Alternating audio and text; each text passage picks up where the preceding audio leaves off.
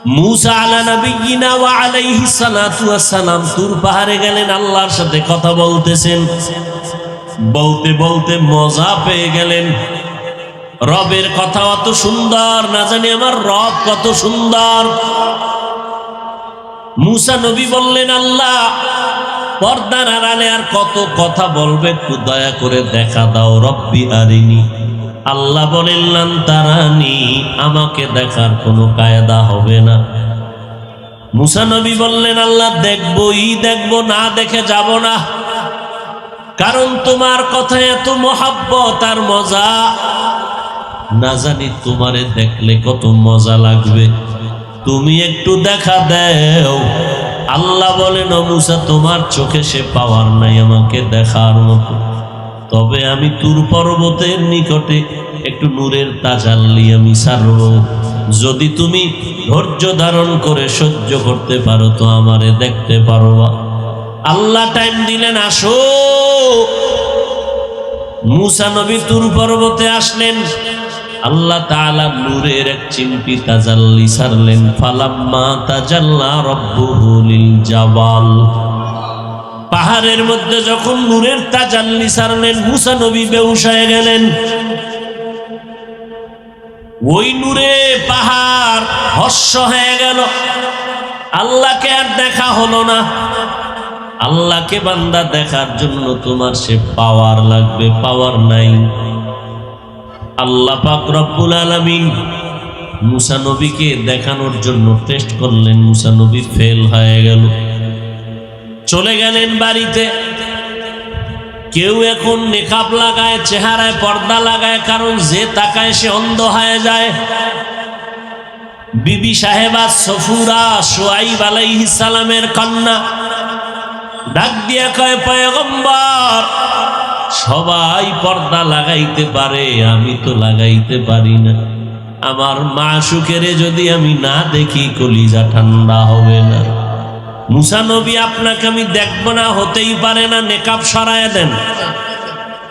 এক চোখটু বন্ধ করে এক চোখ দিয়া তাকাইছে, সাথে সাথে আর একটা চোখ, এক চোখ অন্ধ হয়ে গেছে।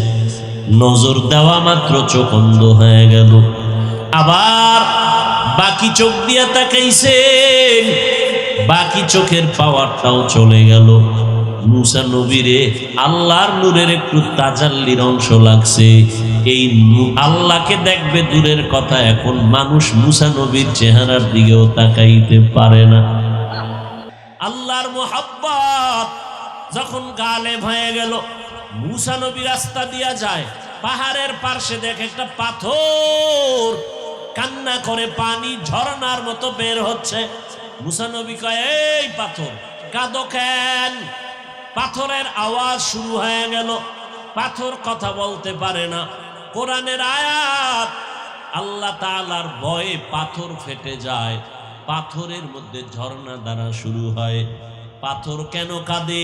আল্লাহ বলেন, অকুদুহান নাসু ওয়াল হিজারা, আমি আল্লাহ জাহান্নামের আগুন প্রজ্বলিত করব মানুষ আর পাথরের দ্বারা। পাথর বলে, নবী কান্না করি, আল্লাহ নাকি জাহান্নামের আগুন প্রজ্বলিত করবেন পাথরের দ্বারা, এই জন্য ভয়ে কান্না করি। আপনি একটু আল্লাহরে জিগাইয়েন, আমার আল্লাহ মাফ করে দেয়নি। আল্লাহ পাক মুসা নবীকে বললেন, মুসা পাথরকে জানায় দিও আমি তারে মাফ করে দিলাম, যাও। মুসা নবী আইসা সংবাদ দিয়ে কয়, পাথর তোরে আল্লাহ মাফ করে দিয়েছে, আর কাঁদিস না। মুসা নবী বলে চলে গেছে।